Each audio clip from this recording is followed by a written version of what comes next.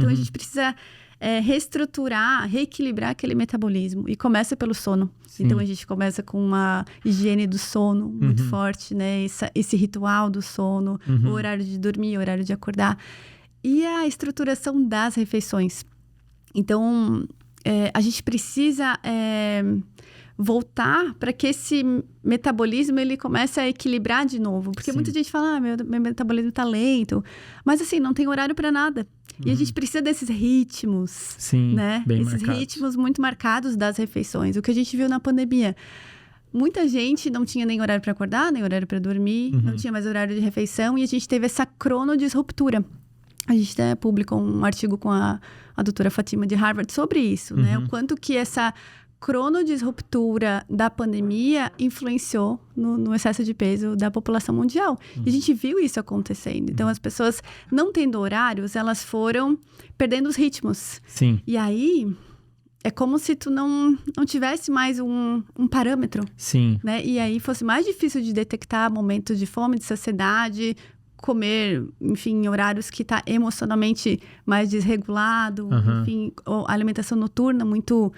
Né? Muito Essa presente. coisa do delivery também, dos alimentos hiperpalatáveis. Então, é como se a gente tivesse que reestruturar inicialmente tudo isso. Então, a gente precisa ter dedicação, foco atencional para esse momento. Precisa ter uma motivação muito bem sustentada e começar a estruturar fisicamente. Então, sono e horários é como se fosse a base. Entendi. Então, a ideia é, num primeiro momento, não adianta a pessoa só sair pulando de cabeça porque virou o ano.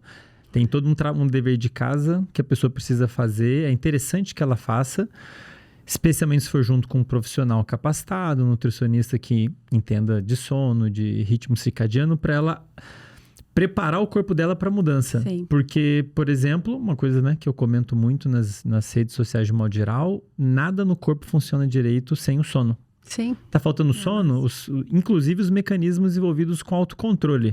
Os mecanismos neurais que a pessoa vai precisar para eventualmente superar desafios. Que desafio? Eu tô fazendo uma dieta para perda de peso e tem uma rosquinha maravilhosa na minha frente e eu tenho que ter algum mecanismo cognitivo de autocontrole e para me lembrar dos motivos que eu tenho para não comer a rosquinha, e isso fica bastante desregulado com a falta de sono, ou com sono desregulado de modo geral, né? Porque o sono pode ser desregulado em horário, duração, qualidade. E essa história do ritmo, eu gosto de explicar para as pessoas, Bruna, mais ou menos assim, o corpo humano é como se fosse uma sinfonia. Para a música sair bonita, os músicos têm que entrar na hora certa.